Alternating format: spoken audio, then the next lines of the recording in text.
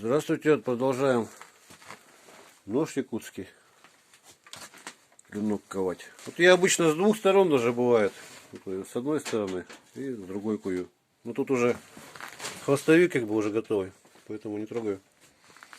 И сейчас мы его болгаркой отрежем, хотя вот можно было бы и, допустим, зубилом нагреть, и зубилом можно тоже, если болгарки даже нет. Ну, есть болгарка, поэтому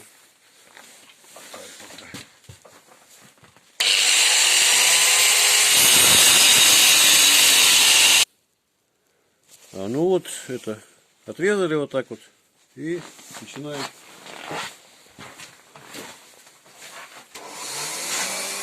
Можно уже подостыл, правда. Сейчас уголька подкидаю. Вот нагрели.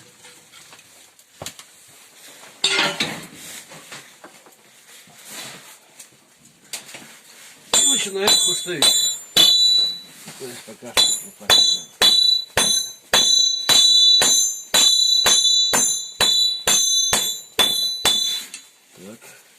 Сразу сглаживаем грани вот эти, чтобы никаких заминок не получалось.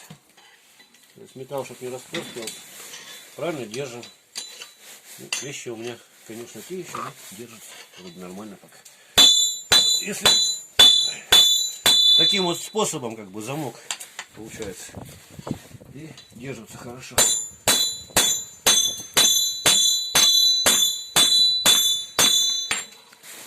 Либо можно еще, не совсем уже хорошо, как бы, вот так вот еще.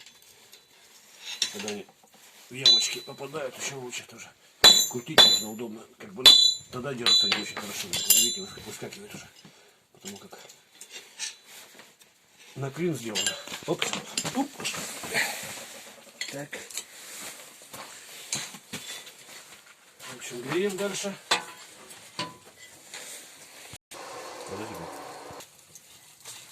Так, нагрели и продолжаем.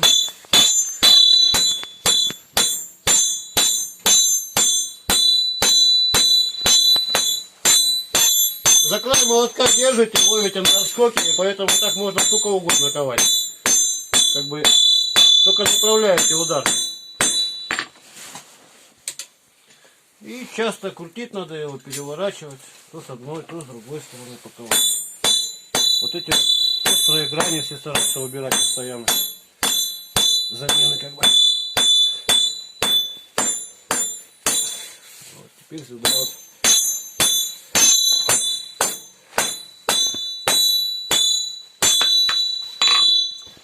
Ну и этот, каждый следующий удар послабее уже идет. Не перегревать стараться. Формируем очаг.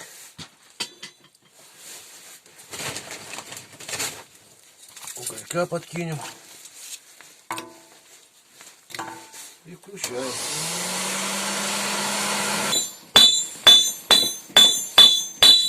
Давай, давай. Вот, значит,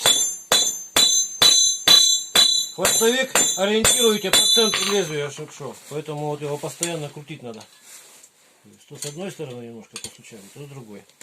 Чтобы хвостовик в концовке оказался по центру, как бы вот ориентирован. По центру клинка. Чтобы по центру рукояти заходил.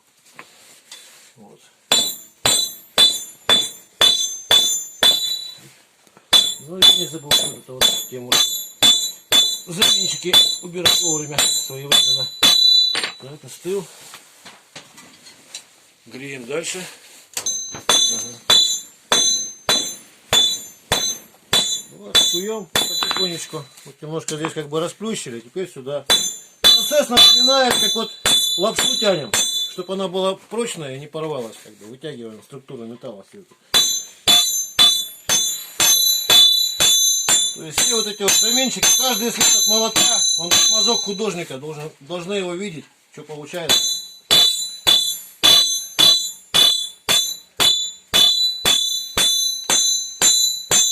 Видите, да?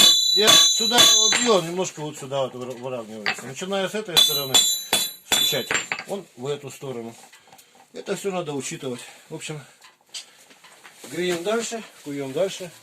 И вот в таком вот узком температурном режиме кую, чтобы не бить по холодному и в то же время не перегревать металл.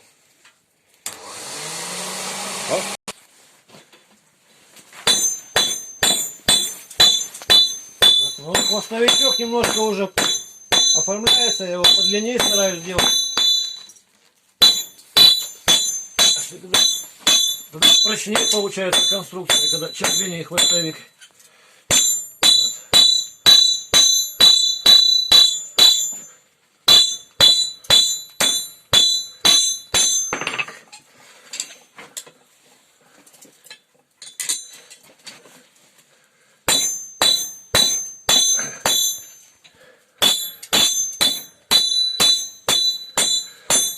Вот. И у меня вот такая клюка, это тут я уголь все и шуружу, она примерно как отверстие, так сверло такое же по толщине. Вот по ней равняю, смотрю примерно. Чтобы большая часть хвостовика заходила как бы, ну, плотненько. Чтобы заходила в рукоятку. Вот. И по центру ориентируем хвостовик. В общем,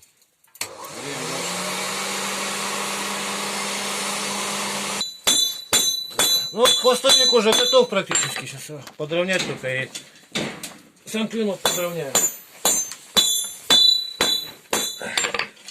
То есть вот ориентирую его по центру.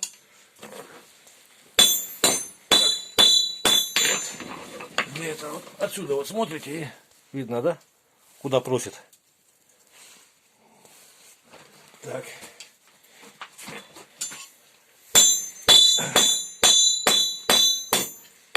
И подравниваем со всех сторон.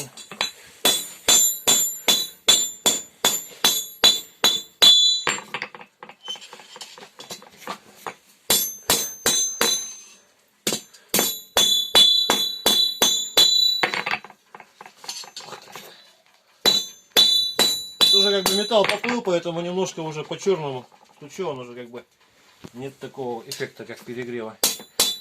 И, ну, не сильно, правда, уже потихонечку.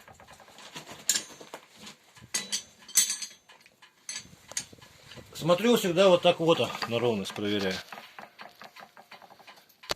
То есть глаз человека самый точный инструмент.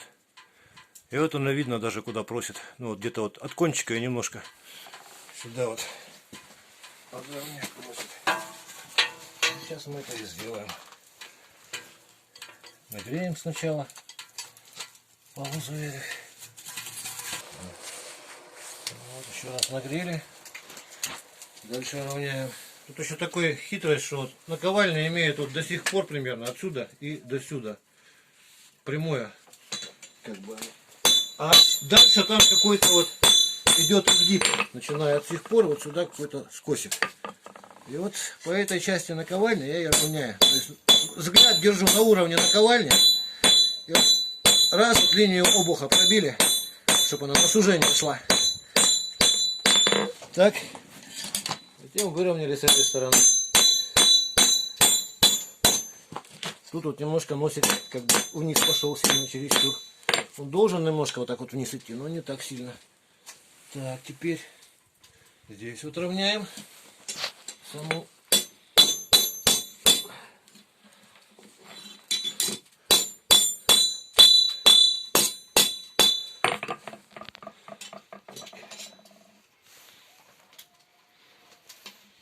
Ага, ну еще немножко вот так вот.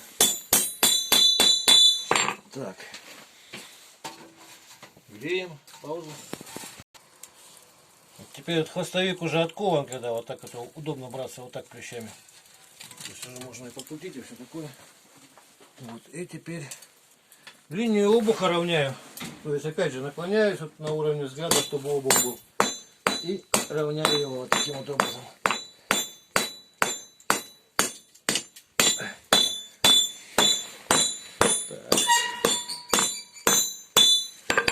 Далее.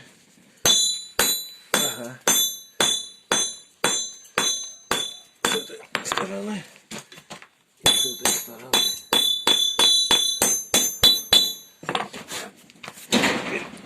С наковальни сюда стряхиваем, чтобы чистая была. И вот с этой стороны равняем теперь. Вот. Вроде ровно. С этой стороны посмотреть. Немножко здесь просит. Теперь чуть-чуть.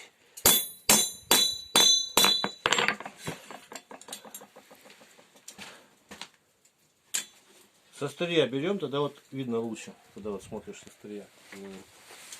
Ну, сейчас, в принципе, хвостовик немножко просит и немножко сюда чуть-чуть его надо бы поравнять. В общем, грею.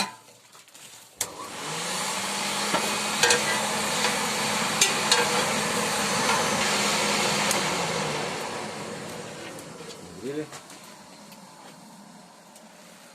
Равняем дальше. То есть хвостовик немножко просится вот сюда вот. Если вот так вот сюда вот стучу, получается он вниз его подал немножко, и он теперь стал по центру. Так, теперь здесь вот поравняю. Тут немножко ушел. Все, теперь он ровный. Клиночек получился. Ага, вот еще немножко. Со стороны движущей кромки, вот тут тоже. Ну это можно и на гриндере, конечно, уже поправить. Это я уже так миллиметры эти ловлю. Короче, в общем, вот такой вот пока